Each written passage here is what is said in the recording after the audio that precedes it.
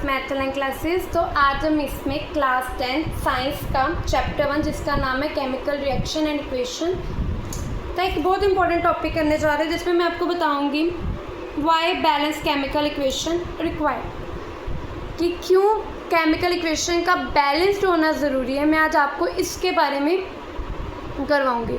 Balance chemical equations आपको पता था कि उसकी रिएक्टेंट वाली साइड और उसकी प्रोडक्ट वाली side number of atom equal होने चाहिए। आर मीन्स रिएक्टेंट वाली साइड और पी मीन्स प्रोडक्ट वाली साइड, दोनों साइड जो नंबर ऑफ एटम इक्वल हो तो ऐसी इक्वेशन को हम क्या बोलते थे? बैलेंस्ड केमिकल इक्वेशन बोलते थे। ठीक है, तो आज मैं आपको बताऊंगी कि क्यों किसी केमिकल इक्वेशन का बैलेंस्ड होना ज़रूरी है। तो ये काफ़ी टाइम एग्जाम में बच्चों मोल्ड करके पूछा जाता है, तो इस कंसेप्ट को अच्छे से क्लियर कर लो। तो सबसे पहले डेफिनेशन देखते हैं, क्या कहते हैं। A balance chemical equation is required because it obeys the laws of conservation of mass. We state that mass can neither be created nor destroyed in chemical reaction. This means that the total mass of reactant is always equal to total mass of product. क्या कहते हैं? एक balance chemical equation required होती है। क्यों? इसलिए होती है बिकॉज इट टू बेस, ये किसको फॉलो करते हैं बच्चों? किसको फॉलो करते हैं? लॉ ऑफ कंजर्वेशन ऑफ मास को। याद कर लो, बैलेंस केमिकल इक्वेशन क्यों ज़रूरी होती है? किसको फॉलो करते हैं? किसका कहना मानता है? समझ लो, law of conservation of mass का। और लॉ ऑफ कंजर्वेशन मास क्या बोलती है? Which state law of conservation of mass क्या बोलती है? Mass can neither be created, mass ना तो नया बनता है, नो डिस्ट्रॉय, और ना ही डिस्ट्रॉय होता है केमिकल रिएक्शन में। मतलब उसका कहने का क्या मतलब है कि केमिकल रिएक्शंस में ना तो नए नंबर्स ऑफ एटम बनते हैं और ना ही पुराने डिस्ट्रॉय होते हैं, बस वो क्या हो जाते हैं? एडजस्ट हो जाते हैं। ठीक है, इस लाइन का ये फिर इससे क्या मतलब बनता है? दिस मीन्स, इसका क्या मतलब है? जो टोटल मास है रिएक्टेंट वाली साइड वो ऑलवेज इक्वल होगा टोटल मास ऑफ प्रोडक्ट वाली साइड। ठीक है, तो क्या कहते हैं कि ये किस चीज़ को फॉलो करते हैं? लॉ ऑफ कंजर्वेशन ऑफ मास को।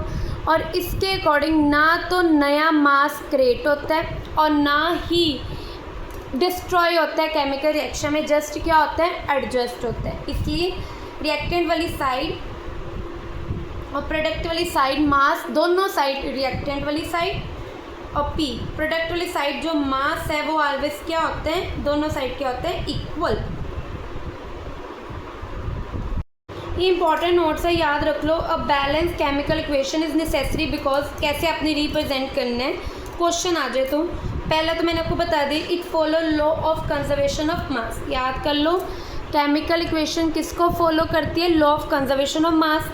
और लॉ ऑफ कंजर्वेशन यही कहता है कि रिएक्टेंट वाली साइड और प्रोडक्ट वाली साइड एटम दोनों सेम होते हैं, इसलिए केमिकल इक्वेशन का बैलेंस्ड होना ज़रूरी है।